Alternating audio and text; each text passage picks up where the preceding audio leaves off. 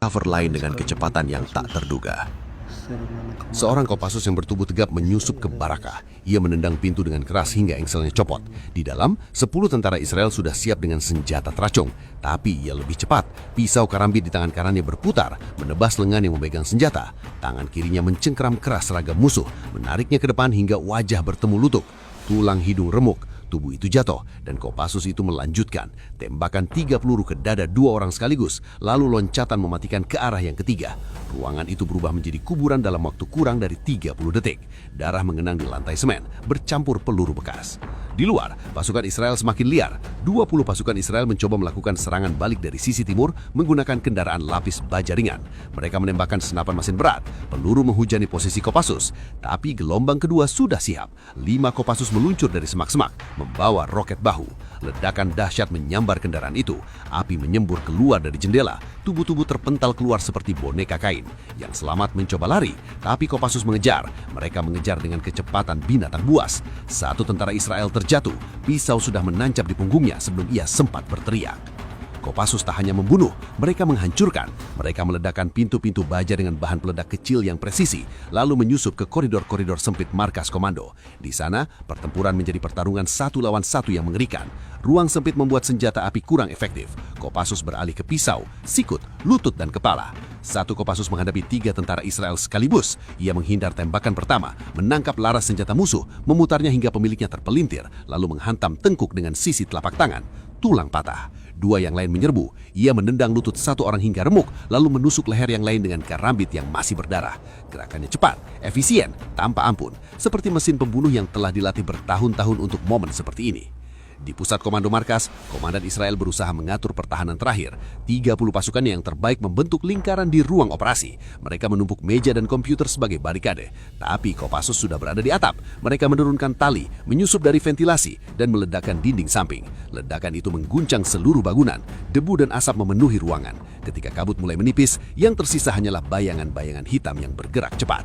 Pertempuran di ruang komando berlangsung selama 10 menit yang terasa seperti selamanya. Tembakan saling balas, tubuh jatuh. Kopassus yang terluka tak mundur. Satu di antaranya kehilangan sebelah lengan karena peluru, tapi ia tetap maju, menembak dengan tangan yang tersisa sambil berteriak dalam hati amarah yang tak terucap. Ia menghabisi 2 penjaga sebelum akhirnya ambruk. Teman-temannya membalas. Mereka menyapu ruangan itu dengan granat stun dan tembakan presisi. Mayat bertumpuk, darah mengalir ke saluran pembuangan. Layar radar dan monitor hancur keping-keping. Di luar, pasukan Israel yang tersisa, kurang dari 100 orang, berusaha mundur ke helipad. Mereka berlari di antara puing-puing, menembak ke belakang. Tapi Kopassus sudah mengantisipasi. 50 orang dari gelombang kedua telah menguasai helipad sejak awal. Mereka menunggu dalam diam. Ketika pasukan Israel mendekat, tembakan menyambut mereka dari segala arah. Helikopter yang mencoba lepas landas dihancurkan oleh roket. Badan logam raksasa itu meledak di udara, jatuh seperti meteor, menghancurkan 2 kendaraan di bawahnya.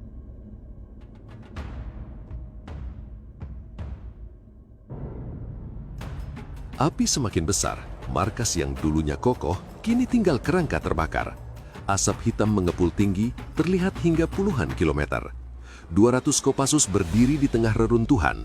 Napas mereka masih teratur meski tubuh penuh luka dan darah. Sebagian darah mereka sendiri, sebagian besar darah musuh. 300 pasukan Israel yang bertugas di markas itu tak lagi menjadi ancaman. Hanya segelintir yang berhasil melarikan diri ke kegelapan. Tapi Kopassus tak mengejar. Tugas mereka bukan memburu yang kabur. Tugas mereka adalah menghancurkan sarang ini. Mereka mengibarkan bendera kecil merah putih di tiang utama yang masih berdiri. Bukan untuk pamer, bukan untuk provokasi. Hanya simbol bahwa pembalasan telah selesai. 1 nyawa Kopassus di Lebanon telah dibayar dengan darah yang jauh lebih banyak.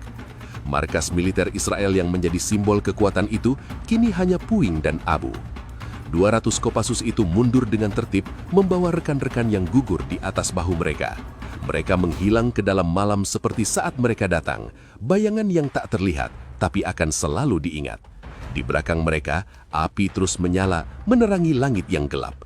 Israel telah belajar malam ini, jangan pernah sentuh Kopassus, karena ketika mereka mengamuk, dunia akan berguncang. Serangan itu tak hanya menghancurkan bangunan, ia menghancurkan kebanggaan. 300 pasukan terbaik Israel yang seharusnya tak terkalahkan telah jatuh di hadapan gelombang kedua Kopassus. Brutalitas pertempuran itu akan dicatat dalam sejarah bayangan, bukan di koran resmi, tapi di ingatan setiap prajurit elit di seluruh dunia. Kopassus tak datang untuk berperang adil, mereka datang untuk menghukum, dan hukuman itu telah ditegakkan dengan darah, api, dan baja. Malam itu berakhir dengan keheningan yang mengerikan, hanya angin yang meniup asap dan bau mesiur yang tersisa. 200 Kopassus kembali ke kegelapan, meninggalkan pesan yang jelas. Indonesia tak pernah lupa, dan Kopassus tak pernah maaf.